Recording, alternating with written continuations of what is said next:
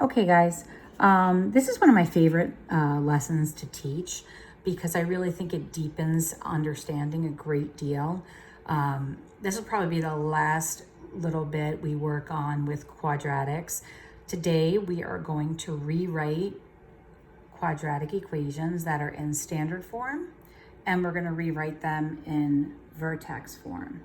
It's really no different than what we do with a line. So we know there's standard form of a line, and then we have slope-intercept form, which reveals the slope and the y-intercept, like y equals mx plus b.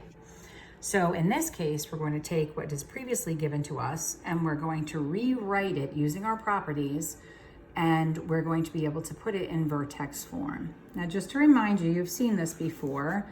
We actually have looked at these features when we first were introduced to it.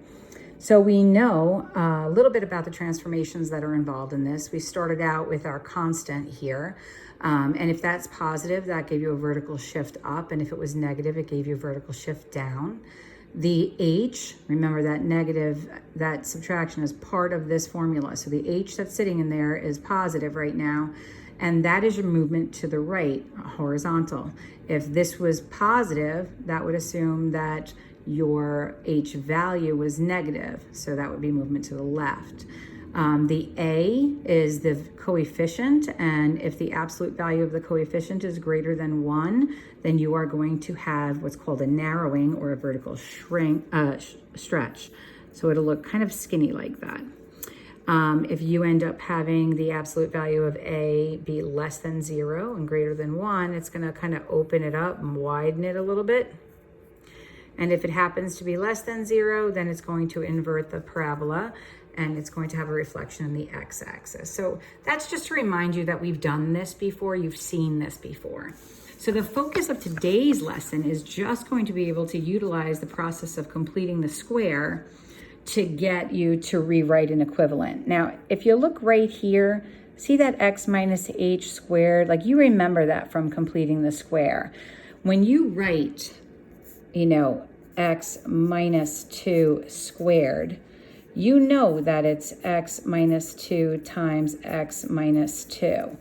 So you can do this hopefully with a little bit of ease now. First term, last term, and then you have your middle term there. So what we're going to do is we're going to take that trinomial and we're going to make it a perfect trinomial so we could write it as a binomial squared.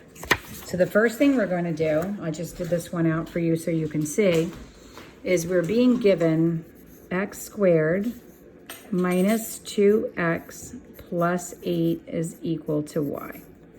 So the first move really is to get this constant away from those first two terms.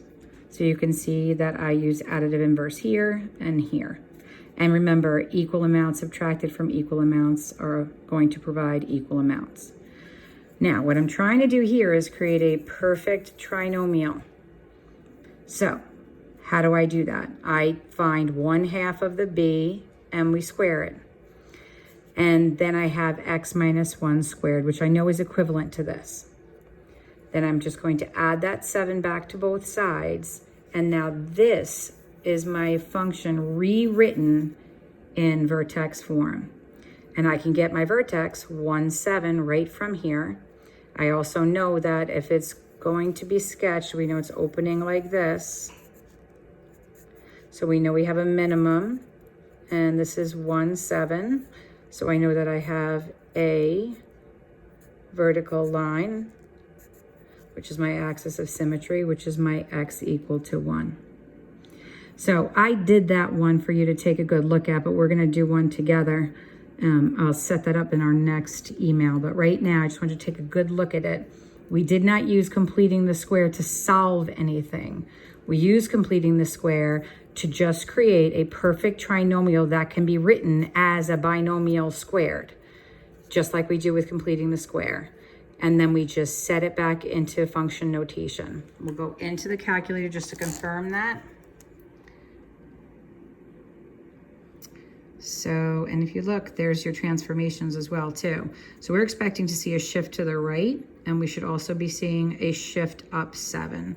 So we're probably gonna have to adjust our window when we get there. Okay, so here it is. It's over 1 and up 7. So there's the part of our parabola. If you want to see a little bit more, you just adjust your window. You could put it up at 20 if you want. And you could also actually minimize this down to 0. And you should get a better look at it. And there it is.